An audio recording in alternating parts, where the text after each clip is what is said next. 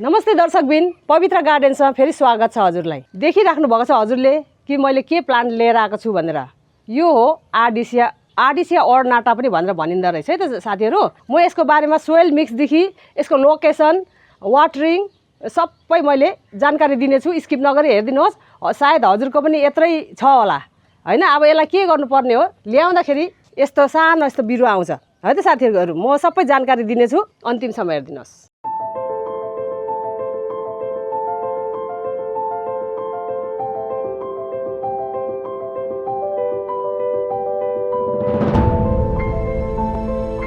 अब विभिन्न कन्ट्रीमा विभिन्न आफ्नो देश अनुसार आफ्नो नाम दिएको छ है त। यो प्लान्टलाई चाहिँ यो अर्नामेन्टल प्लान्ट हो, किनभने यो बेरी निस्केको छ। हजुरले देख्नु भएको छ कि छैन बेरी।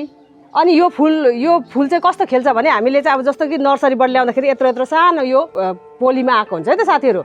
अनि यस्तै गरेर मैले हजुरलाई पहिला पनि देखाएको थिएँ। यसको दाम प्राइस मैले कतिमा लिएँ भनेर हजुरलाई मैले देखाएको थिएँ होइन त। अरू यो प्लान्टको नाम आर्डिसिया भनेर भनिन्छ।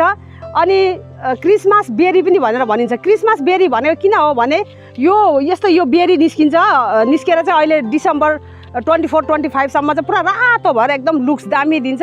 अनि विदेशतिर चाहिँ एकदम क्रिसमसको समयमा एकदम डेकोरेसन गर्छ। यो ओरिजिनल नपाए पनि प्लास्टिकवाला बेरी लिएर चाहिँ यस्तो दामी डेकोरेसन गर्छ दर्शकबिन।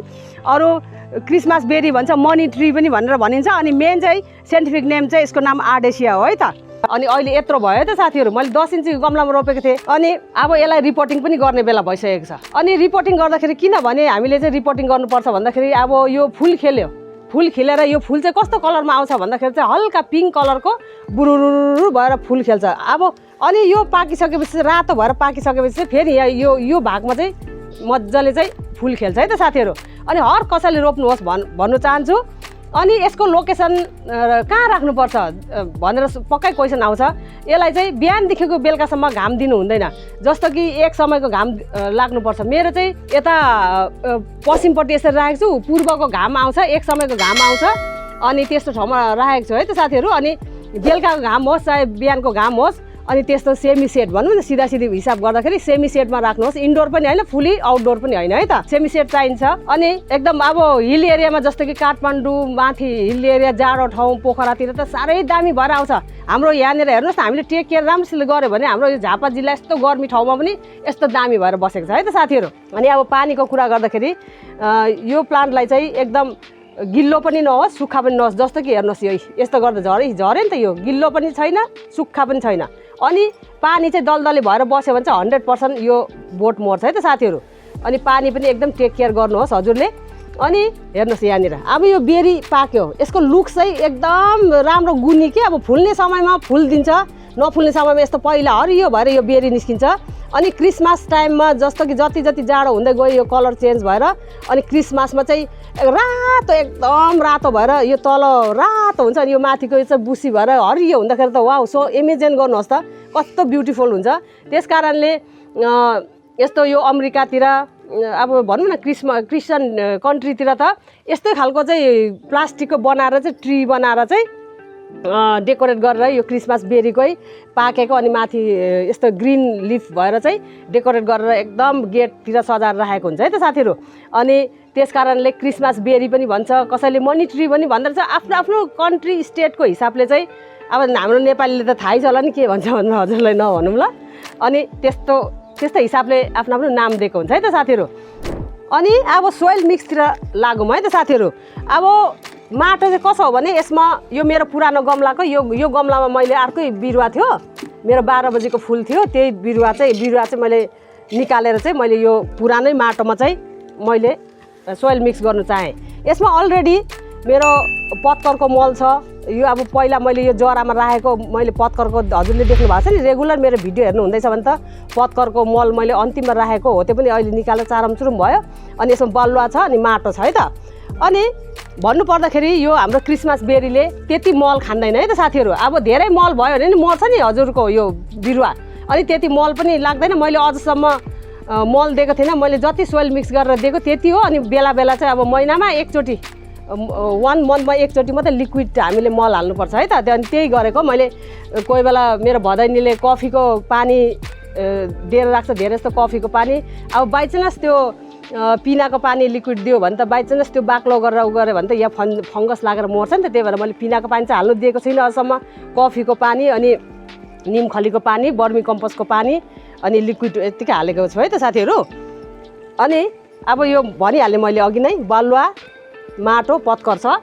अनि हेर्नुहोस् यो बोन मिल, यो हड्डीको चुरा हजुरले लाउनु सक्नुहुन्छ। अनि हड्डीको चुरा छैन भने पनि हजुरले अन्डा पिनेर मसिनो पारेर राख्न सक्नुहुन्छ है त। मैले यो दुईवटा होइन चारवटा गमलाको लागि मैले बनाउँदैछु।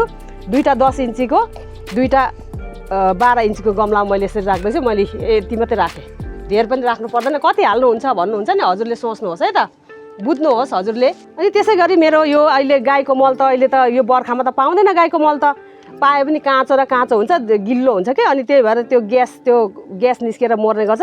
हजुरले भरिसके चाहिँ यो गणेउलाको मल चाहिँ बर्मी कम्पोस्ट चाहिँ लिएर राख्नुहोस् है त यसरी नै। अनि मैले बर्मी कम्पोस्ट लाएँ।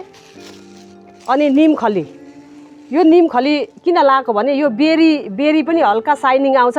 अनि यो बेरी भनौँ न, यो फलको पनि फल पनि साइनिङ आउँछ, यो लिफ पनि साइनिङ आउँछ। अनि यहाँ तल कमिला किराहरू लाग्दैन त साथीहरू। त्यस कारणले चाहिँ मैले यो निमखली त्यो पनि भयो अनि मल पनि भयो है त। हेर्नुहोस् त कति काम गर्दो रहेछ। हेर्नुहोस् त एउटा यति निमखलीले चाहिँ यतिकै यसरी लगाइदिनुहोस् अलिकति मात्रामा। अनि अब मैले यो रिपोर्टिङ गरेको बाइचान्स मर्नु सक्छ होइन, त्यस कारणले मैले यो फन्जिसाइड हालेँ। नै त फन्जिसाइड छैन भने हजुरहरूसित एभाइलेबल छैन भने बेसार पनि राखिदिनु सक्नुहुन्छ है त साथीहरू। मसित चाहिँ यही थियो, अब मैले यही लिएर आएँ। अनि यसै गरेर राखेर चाहिँ मजाले सोइल मिक्स गरिदिने, सजिलो छ है त यस्तै गरेर। अनि साथीहरू हजुरले यस्तरी गमलाको यो होल चाहिँ एकदम चेक गर्नु नबिर्सिनुहोस् है त साथीहरू। बजारबाट लिँदा पनि कोही गमलाको त उयो दुलो हुँदैन नि, यो होल हुँदैन। अनि मैले यस्तै अब छानछुन गरेर चाहिँ यस्तो रहेको हुन्छ नि, यो अन्तिममा रहेको। अनि यसरी नै यहीँ अन्तिममा लगाइदिनुहोस्।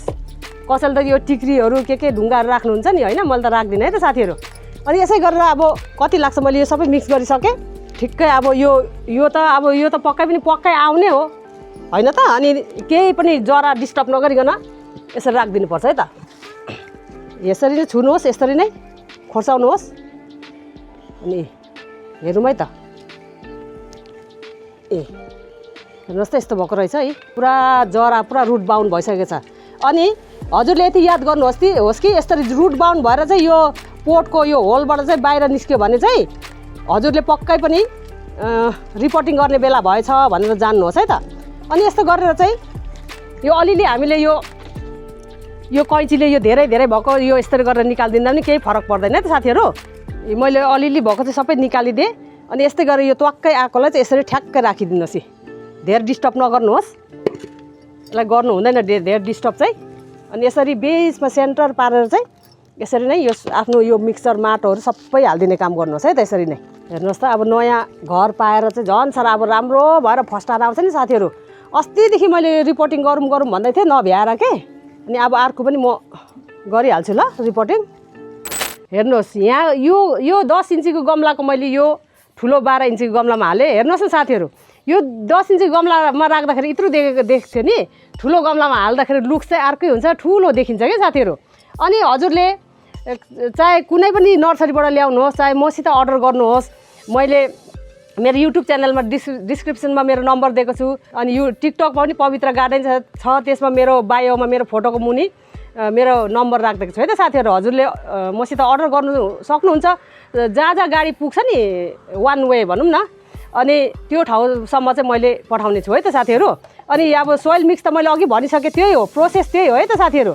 अनि हजुरले लिएर चाहिँ यसरी ठ्याक्कै यसरी घोप्टो पारिदिनुहोस्। अनि यसलाई यो सानो यो बच्चा हो नि, यो नानी हो, यसलाई यो जरा यस्तो अघि मैले ठुलो चाहिँ खोर्साएँ, यसको चाहिँ नखोर्साउनुहोस्। मैले अघि देखाएँ नि यसको यो होलबाट चाहिँ बाहिर चाहिँ यसरी जरा जानु थाल्यो भने अब अर्को पोली ब्याग खोजेको, अर्को भाडा खोजेको भनेर बुझ्नुहोस् है त हजुरले। अनि यसरी नै ठ्याक्कै राखिदिएँ यसरी नै। मेरो अब यो घरमा मेरो मदर भनौँ न, मदर प्लान्टै अब यो मेरो 4टा हुने भयो है त। अनि यसरी सजिलो छ। अनि यसरी खातखुत पार्नुहोस्। अनि यो एयर पकेट चाहिँ नहोस् है त। अनि यस्तै गरेँ स्वात्तै। दिदीले कति प्लास्टिक लोभ गरेको नभन्नुहोस् है त साथीहरू। हामी गार्डन लभरहरूलाई त कहिले पनि पुग्दैन, थैलोहरूले पनि। अनि पानी हाल्नु चाहिँ नबिर्सिनुहोस्, यसरी नै मजाले पानी हालिदिनुहोस्। अनि अब माटो पुगेन भने नि हजुरले फेरि थपिदिनु मिल्छ है त यसमा। अरू साथीहरूलाई मैले एउटा कुरा भन्नु बिर्सेँ, हजुरले चाहिँ अब ठाउँ छैन भने चाहिँ यसरी गमलामा रोप्नुहोस् 10 इन्चीदेखि यसरी 12 इन्ची, अनि अलिक बढाउँदै जानुहोस्। जति यो ठुलो हुँदै जान्छ त्यही अनुसारले हजुरले बढाउँदै जानुहोस् गमला। अगर हजुरको चाहिँ घरमा अब यस्तो अगानहरू रोप्ने ठाउँ छ भने चाहिँ भुइँमा रोप्नुहोस्, यस्तो दामी हुन्छ, इमेजिन गर्नु सक्नुहुन्न है त साथीहरू। हजुरले ठाउँ छ भने भुइँमा रोप्नुहोस्। भुइँमा रोप्दाखेरि चाहिँ फेरि यो सानो यो यत्रो फुच्चे चाहिँ नरोप्नुहोस् नि भुइँमा चाहिँ। यत्रो हजुरले चाहिँ 1 साल चाहिँ पक्कै पनि गमलामा राखेर यत्रो बनाएर चाहिँ हजुरले भुइँमा रोप्दाखेरि मर्दैन के। अनि यो सानोको त यो हिसाब किताबै हुँदैन नि त, अब खुट्टाले खिचिन्छ के गरिन्छ होइन त, त्यही जानकारी दिनु चाहे है त साथीहरू। अनि आजको भिडियो कस्तो लाग्यो पवित्र दिदीको यो आर्डिसिया यो क्रिसमस बेरीको बारेमा मलाई कमेन्ट लेखी पठाउनुहोस्। मेरो नयाँ साथी त पक्कै पनि जुडिराख्नु भएको छ। जुडिओरी हेर्ने मात्रै होइन नि साथीहरू, हेरिओरी सब्सक्राइब गरिओरी बेल बटनलाई प्रेस गरिदिनुहोस् ल। अनि नयाँ जानकारी म लिएर आउने छु नि। अनि सेयर गरिदिनुहोस्, आर्डिसिया प्लान्ट टेक केयरको बारेमा यस्तो रहेछ। अरू साथीभाइले पनि अब घरमा रोप्नु भएको छ भने उहाँको पनि अब यस्तो सानो गमलातिर छ भने यस्तो रिपोर्टिङ गर्ने समय भयो। अहिले सेप्टेम्बर महिना हो है त साथीहरू, सबैलाई जानकारी थाहा होस् त, हजुरहरूको थ्रुबाट जान्ने हो सबै साथीहरूले। अनि सेयर गरिदिनुहोस् न ल। अनि मनमा के खुल्दै लाग्यो कमेन्ट गरी लेखी पठाउनुहोस्, त्यसको रिप्लाई म दिनेछु। अनि मन पऱ्यो भने मेरो भिडियोमा आएर लाइक गरिदिनुहोस् है त। अनि एकदम समय लिएर फुर्सद लिएर हेरिदिनु भएकोमा थ्याङ्क यू सो मच भन्न चाहन्छु है त साथीहरू। अनि म अब फेरि नयाँ जानकारी लिएर भिडियो लिएर आउनेछु, उपस्थित हुनेछु। अहिलेको लागि तपाईँको दिदी यही बिदा चाहन्छु। Bye bye, see you soon.